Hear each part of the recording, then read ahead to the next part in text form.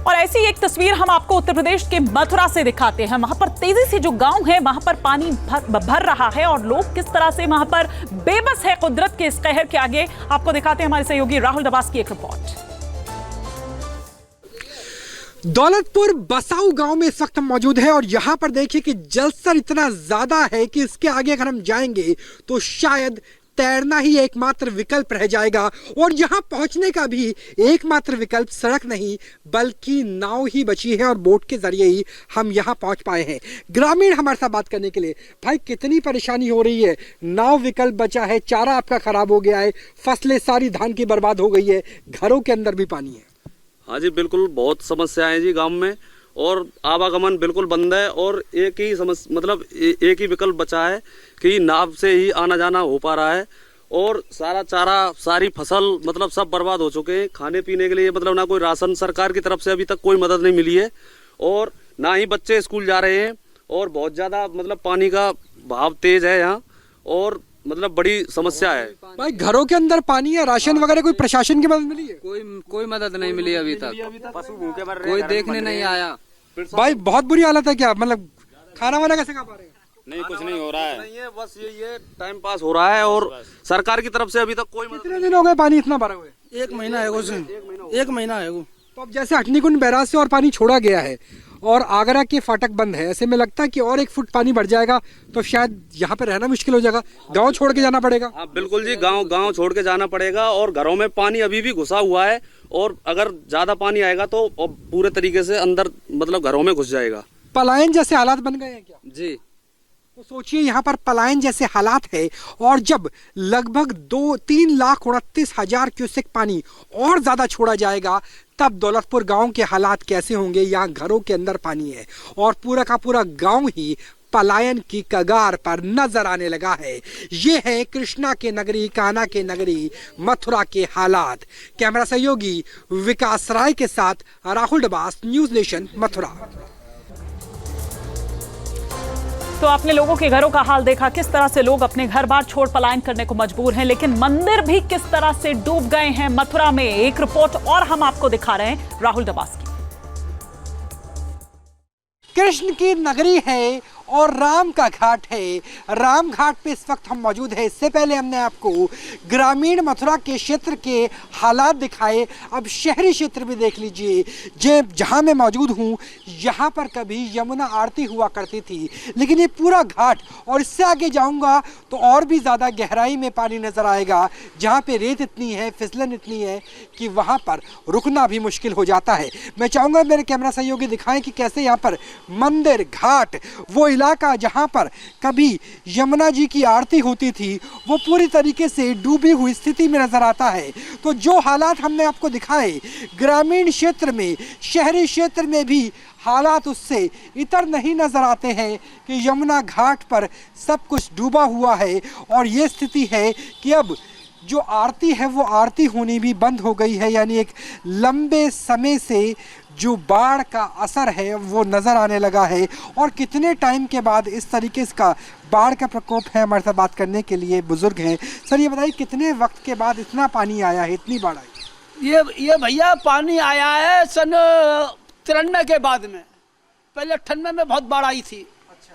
हाँ, जो चौक बाजार में पानी पहुंच गया था, अब के फिर पानी यहीं आ गया है। यानी 30 साल के बाद मथुरा नगरी में इतनी बारिश आई है। तो अब तो जो आप यहाँ पे पूजा अर्चना करते थे यमुना जी की, वो तो संभव ही नहीं है, सब बंद हो गया। लोगों को परेशानी हो रही है, पानी सड़कों पे भी भरा हुआ है। बहुत दिक्कत हो रही है, यहाँ से जाने आने में बहुत पानी भरा हुआ है यहाँ पे। तो पानी के आप हालात देखिए कितना मुश्किल हो जाता है। और ये वो जगह है जहाँ पे बहुत बड़ी संख्या में श्रद्धालु आते थे और श्रद्धालुओं के ये जो सामान है वो भी यहाँ पे मौजूद है, लेकिन दिक्कत ये हो रही है कि अब लोग भी नहीं पहुँच पा रहे होंगे। कारोबार को कितना नुकसान हो रहा है मथुरा नगरी के अंदर, कारोबार का कितना नुकसान, श्रद्धालु नहीं पहुँच पा रहे होंगे, पानी भरा हुआ। पानी भरे होने से श्रद्धालु बहुत कम आ रहे हैं और नुकसान तो दुकानदारों का श्रद्धालु आने के से कम आने से होगा ही होगा।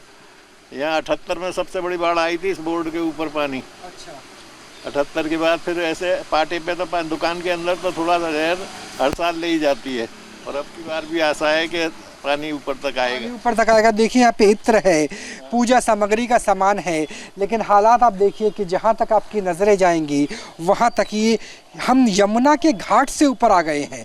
हमने घाट से शुरुआत की थी जो पूरी तरह से डूबा हुआ है। यही वजह है कि यमुना जी की आरती नहीं हो पा रही है। और अब घाट से ऊपर सड़कों की स्थिति मैं चाहूँगा कि मेरे कैमरा सहयोगी दिखाएं कि किस तरीके से जो सड़कों की स्थिति है वो भी ऐसी है कि जो तमाम सड़कें हैं वो डूबी हुई अवस्था में नज़र आ रहे हैं। शहरी लोग परेशान हैं। देखिए यमुना डरा नहीं रही है, यमुना अपने रास्ते आ रही है। 2023 में भी यमुना जी में इस जगह जहाँ आप खड़े हो इतना पानी था और यमुना जी डरा नहीं रही है, यमुना अपने रास्ते आ रही है। यमुना जी ने अपने जो जगह है वो ली है। और देखिए किस तरीके से यहाँ पर पूजा अर्चना की जा रही है। यमुना के घाट पर पूजा अर्चना की जा रही है क्योंकि अंदर जाने की जगह ही शेष नहीं रह गई है। भाई साहब आपसे जानना चाहेंगे कितना प्रकोप इस बार नजर आ रहा है? ये प्रकोप नहीं है, ये तो नेचुरली है। और अब यमुना जी हो सकता है 2-3 सीढ़ी और अभी चढ़ेंगी और ऐसा प्रकोप की बात नहीं है, ये तो हर बार का ऐसा होता है। आशीर्वाद है एक तरीके से कि यमुना जी और यमुना जी जितनी ज़्यादा चढ़ती हैं उतनी ही मथुरा में खुशहाली होती है। तो यहाँ पे मथुरा में अलग तरह का रिवाज है कि जितना यमुना चढ़ेंगी उतनी खुशहाली होगी।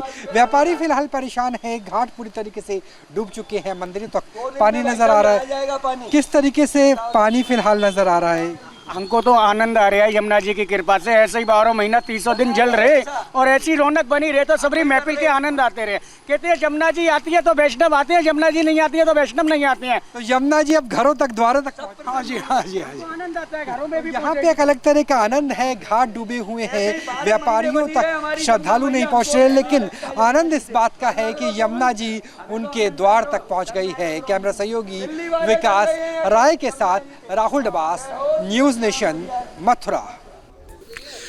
दौलतपुर बसाऊ गांव में इस वक्त हम मौजूद है और यहाँ पर देखिए कि जलस्तर इतना ज्यादा है कि इसके आगे अगर हम जाएंगे तो शायद तैरना ही एकमात्र विकल्प रह जाएगा। और यहाँ पहुँचने का भी एकमात्र विकल्प सड़क नहीं बल्कि नाव ही बची है और बोट के जरिए ही हम यहाँ पहुँच पाए हैं।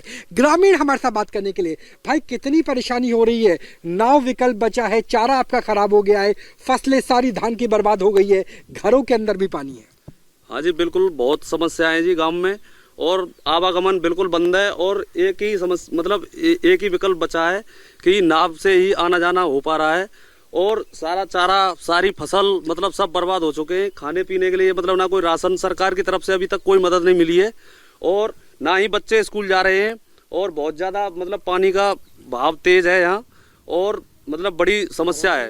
भाई घरों के अंदर पानी है, राशन वगैरह कोई प्रशासन की मदद मिली है? कोई मदद नहीं मिली अभी तक, कोई देखने नहीं आया।